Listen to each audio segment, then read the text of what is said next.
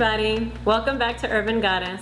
I'm Meagan Gillett, and today I'm going to talk to you about representing all four elements in your altar or ritual workspace, school, or at your home. We're going to talk about the representation of air, the representation of earth, water, and fire. And all four elements are very, very important to creating a more potent and enhanced ritual space, whether you're doing magic or setting intentions or meditating or simply going about your day-to-day in your home or school, classroom, office, or even your dorm room. It's very important to have all four elements represented.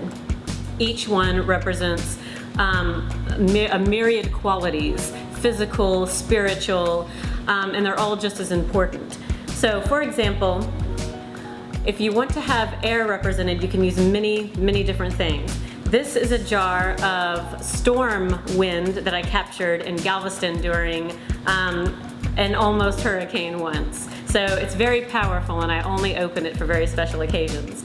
Air can also be represented by sage, the smoke that comes out of the sage, as well as incense, and sometimes you can even use feathers to represent the element of air. All of those will work.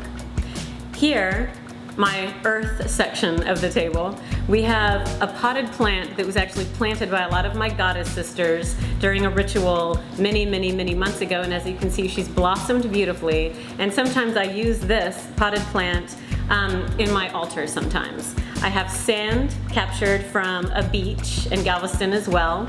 This is soil from a Native American reservation. Over here we have dirt that I collected from a very old cemetery. And here, and this is also very easy to use because you can carry this with you anytime, it's a chunk of Himalayan sea salt. It's also very good for not only purification, but it's a great representation, even if you just use that alone for the earth element. And here, one of my friends brought this back from France for me on her recent trip. So anything earth-related, plants, rocks, seashells, tree branches, all of that is absolutely acceptable. Over here, in the smaller jar, that is rainwater collected, and the larger one, it's water from the ocean, and that's just simply tap water. You can use distilled, purified, those are always better, but as long as water is represented, even if you have your fish in a fish bowl sitting on your altar or your desk, it works too. And then of course fire, you can use candles. So we will get into a more elaborate and detailed way to set up your altar in a later episode. But right now, these are four important things that you should not only use in ritual, but just to have around your daily space. So, for example, in your cubicle, you can have, I know you can't burn anything, but you can have feathers sitting there to represent, a bit of water, have a nice plant.